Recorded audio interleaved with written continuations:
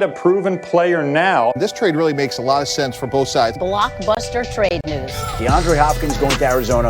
Going for Hopkins. One-handed catch and a touchdown. Stephon Diggs traded to the Buffalo Bills. I absolutely love this for Buffalo. Jamal Adams gets his wish. I'm excited to be a Seattle Seahawks. Do not claim to run the game if you ain't never played. The pandemic is having an effect. We might see some trades prior to the deadline. The Detroit Lions are trading for Everson Griffin. The Green Bay Packers need to trade for a receiver. New Orleans has acquired Pro Bowl linebacker Quan Alexander. Washington is open to trading Dwayne Haskins. Yannick Ngakoue to Baltimore. This move is good. It won't be the last one. I've been in my bag and trying to take it all away. Less than 1 hour remains until the 2020 NFL trade deadline, with all eyes on potential moves across the league. Could a last-minute deal provide one of the NFL's contending teams with the missing ingredient for a Super Bowl run?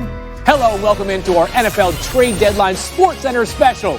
I'm Field Yates, joined by the most plugged-in insiders in the NFL, including Adam Schefter, Chris Mortensen, and Diana Rossini, along with our front office insiders combining close to 40 years of NFL experience in Louis Riddick and Mike Tannenbaum. Over the next hour, we'll dive into all the latest buzz around the NFL and keep you updated on what you need to know. And before we keep our eyes on some of the big picture storylines to follow for the next hour, let's start with a little bit of breaking news. And Adam Schefter, right to you. What do you have on our first trade of the day?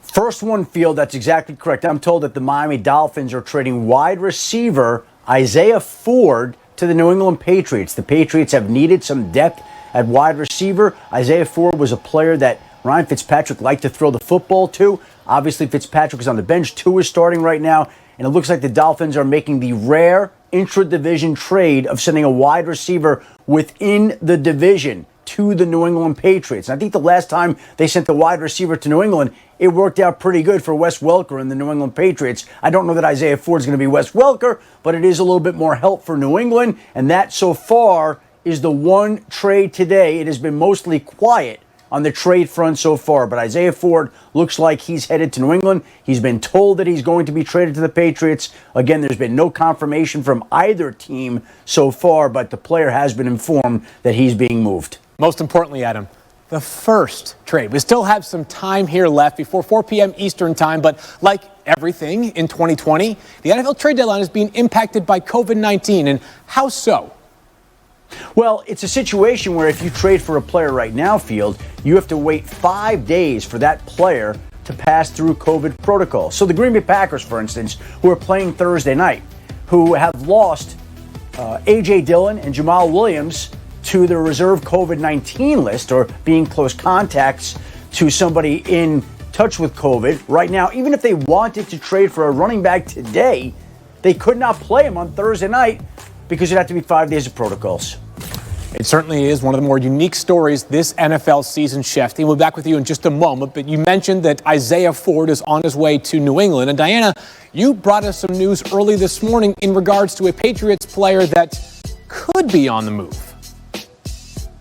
Yeah, quarterback Stephon Gilmore has gotten the most attention for New England in terms of teams interested in him. They've taken calls from other teams, but I've been told that the price tag is very high for the defending AP Defensive Player of the Year. The New England Patriots looking for a first-round draft pick and a player to deal Stephon Gilmore. And I'm told as of now, there is no deal in place, Field.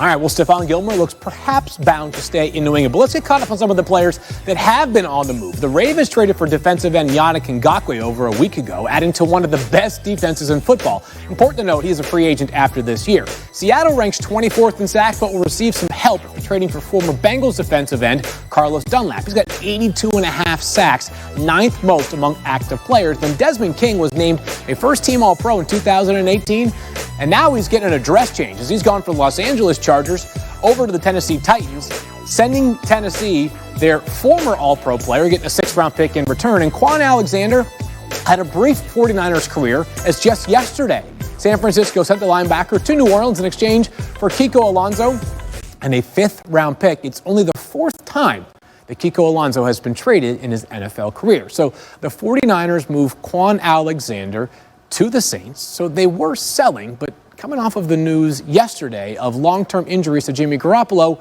and George Kittle, I think some are wondering, Lewis, should the 49ers be in the market to add some new pieces to try to make it through the rest of the season? Yeah, this is an interesting situation, Field. I think the 49ers have to be bargain shoppers, if anything at all. I think you're never going to throw in the towel specifically on a season, but I think because of how this team has been ravaged so much, I think they have an eye on the short term and the long term, meaning this: if it's not something that's favorable to us, that would help us out long term and would contribute to us building towards 2021, then it really doesn't make sense to go full bore into this trading period and trying to make a splash. And again, you're not throwing in the towel on this season, but the writing's kind of a little bit on the wall. And sometimes Lady Luck bounces that way, and it's not in your favor. So I think John Lynch is going to take the long-term approach here. I don't see them making a big splash. It's hard, for San Francisco fans to wrap their heads around that, considering the fact they're just coming off a Super Bowl where they were very close to winning it.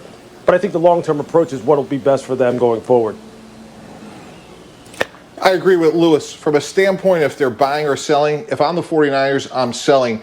As Lewis alluded to, they have been ravaged by injuries, and then you go back to this past week's game, Jimmy Garoppolo gets hurt, George Kittle gets hurt. So now you're in the mindset of, you look at your roster and say, who's an older, declining player who's maybe getting diminished in terms of skills, and that's where Quan Alexander fits in. And if there's another player that can move, somebody like Tevin Coleman is another guy that kind of fits into that category of an older player with diminished skills. So they're coming off of the Super Bowl. They have a lot of momentum in the program. They can look at this season and say, hey, we were decimated by injuries. We just lost our quarterback. We lost maybe our best player in George Kittle. And if we could recoup a pick or two in the future like they just did for Alexander, that's what makes sense given the state of the 49ers.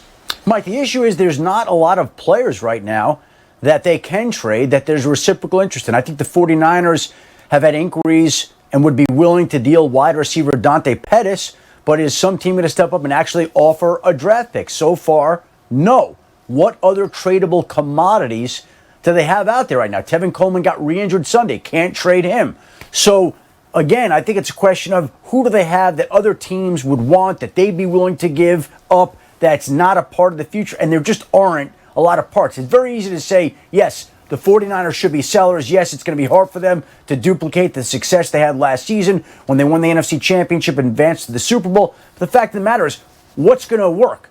Who is in play? There are not a lot of options, and so I'm not expecting anything from the 49ers before the trade deadline at 4 o'clock today. But listen, you just don't know what happens in the final hour. Lewis, for a team that at its best looks like one of the better teams in the NFC earlier on this season, how much of a line is John Lynch straddling between wanting to keep an eye towards the future and also not sending the wrong message to the guys in the locker room that still have to grind it out for 8 more games?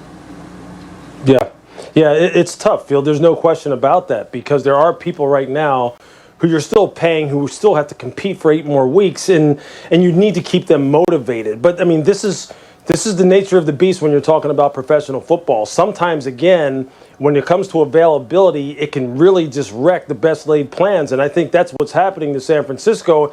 And sometimes you just have to take a realistic approach about it. Count on the fact that you still have the right kind of character in your locker room, the right kind of competitive character, where you know that the coaching staff, along with the players who remain, are going to go out and put their best foot forward. But you can't fix all these problems at the trade deadline. The trade deadline is not a magical pill that can all of a sudden change the fortunes for a football team that right now has too many things that have gone wrong for you to fix right now. What's going on with San Francisco is an off-season fix. And it's not of anyone's doing. This isn't because somehow John Lynch didn't do his job. It's just because that's the way football is. And they'll have to fix all this stuff come January. It's really been a game of attrition for the 49ers this season on the injury front. Along those lines, 5 of their top 7 players in terms of cap percentage this season may not see the field again in 2020. Nearly 30% of their cap space right now features players on the injured reserve list, and that's not counting Jimmy Garoppolo or George Kittle, who could be heading there soon.